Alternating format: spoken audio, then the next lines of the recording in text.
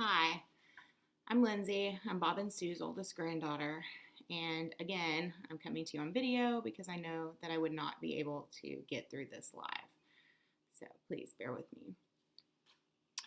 Several years ago, as Grandmommy was beginning treatment for breast cancer, I showed up in her hospital room with Boo B Bear, a giant bear that was meant to bring a smile to her face in light of the stressful situation. He did the trick, and all of the doctors and nurses got a kick out of him during her hospital stay as well. Over the last several years, Boo has really made the rounds. He has chauffeured her to doctor's appointments. She arranged for him to be a surprised guest at my wedding. He picked her up from rehab, and he's taken her to vote. So I felt it would be remiss if Boo was not able to be in attendance today. So here he is. It is just not possible to sum up such a full life in a few minutes. Sure, Grandmommy was a teacher by trade, but she really was a teacher by nature. She taught us all so many lessons. She taught me to knit, to bake, pick wildflowers. She taught us about birds and plants and service and how it's wonderful to have lifelong friendships like she had with so many. She also tried to teach us many lessons that some of us, me specifically, never fully absorbed. That one should always wear makeup when going in public. That I should never leave the house in my pajamas. And that I should try and be a lady, even though she was the first to admit that she wasn't one.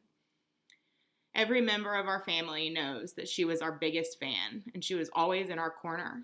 A few days ago, when my aunts were searching for important documents in her house, they came across every letter, card, newspaper cutting, church newsletter, anything that any of us were mentioned in or pictured in. She had all of it. She'd kept it. It was a lot of stuff. And she kept all of these things because she was just so proud of each and every one of us. She was loved universally. She was my best friend in the entire world. And to be honest, I just don't have adequate words to express what a loss this is for everyone that knew her.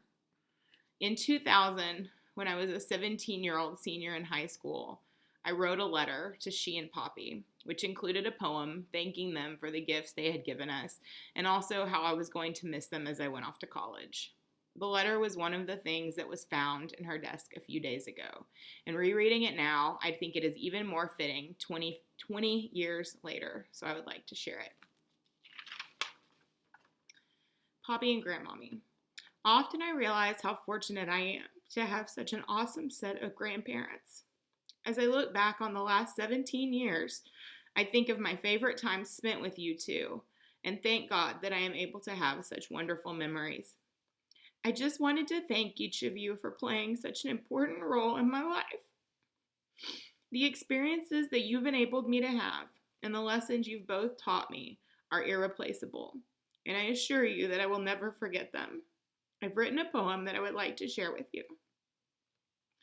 Looking back on the times that define who we are, we realize our families who've gotten us so far.